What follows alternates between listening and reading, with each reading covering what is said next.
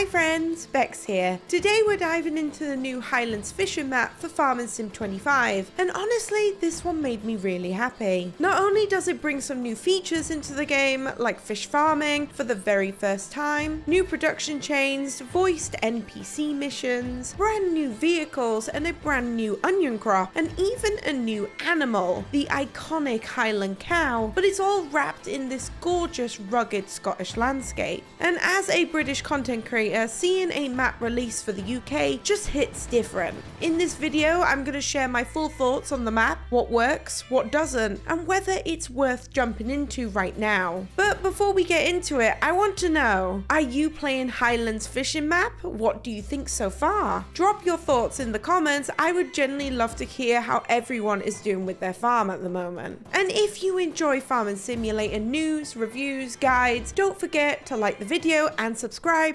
It really helps the channel grow. Let's start off with the obvious. The map is stunning. You generally cannot deny how pretty the Highlands Fishing Map is. It's gorgeous to look at, gorgeous to play on, and honestly it's the first thing that pulled me straight back into Farming Simulator 25. I didn't play on day one of Farming Sim 25 because, let's be honest, it was the bugs, the glitches, they were so rough. But this map, it's what got me back into the game and back onto my community server, which is running on Bisect Hosting. We've been having such a good time jumping on, doing contracts together, and just enjoying the vibe of Highlands. One thing I absolutely love is that the hedges are non-collision. So yes, I can zip in and out the hedges at full speed. It's honestly the little joys in life. And the new Highland cows, gorgeous. The models, the animation, everything is just so well done. It's such a welcome addition to the farm, and it's honestly one of my favorite animals in FS25. We've also had fun harvesting onions and the new voice NPC missions that made me laugh way more than expected, especially with those Scottish accent. And Giants did confirm these are not AI voices. It just adds a little sprinkle of personality to the map.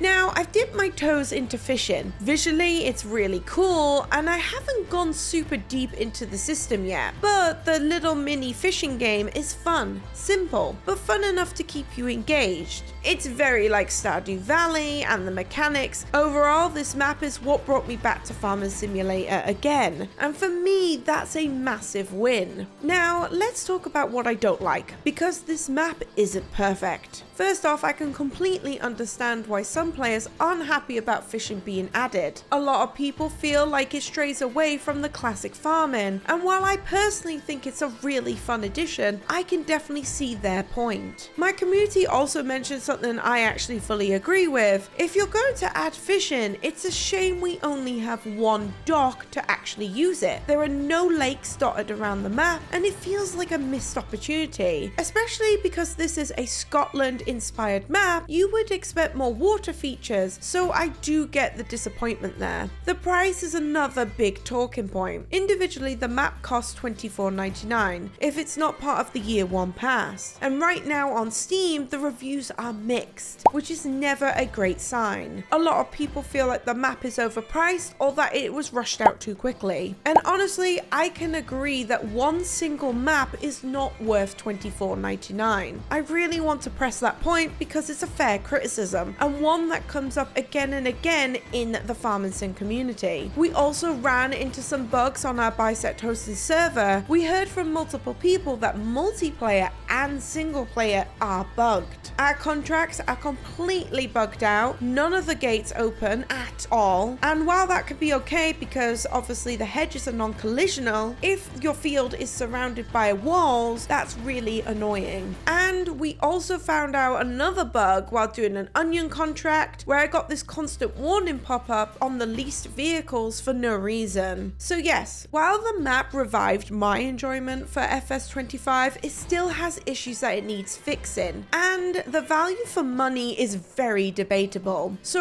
overall, do I think Highlands Fishing Map is worth it? If you already have the season 1 pass, then yes. With everything that is included in this bundle, the value evens out and this map becomes a solid addition to the FS25 experience. But individually, no, it is not worth $24.99. $4.99. Unless you're a hardcore farming sim fan that plays this game almost exclusively, I don't think one map justifies the price tag. The map is gorgeous, and it gently brought me back playing FS25, but the bugs, the rush feeling, the limited fishing areas, and the standalone price makes it really hard to recommend it. And honestly, Giants really need to slow down on pumping out content so quickly, because every time they pump out content at the moment, it does feel rushed, the quality suffers, and the community sees it, feels it, and talks about it. We've seen this pattern again and again, and it's something that really needs addressing. This is just my take, so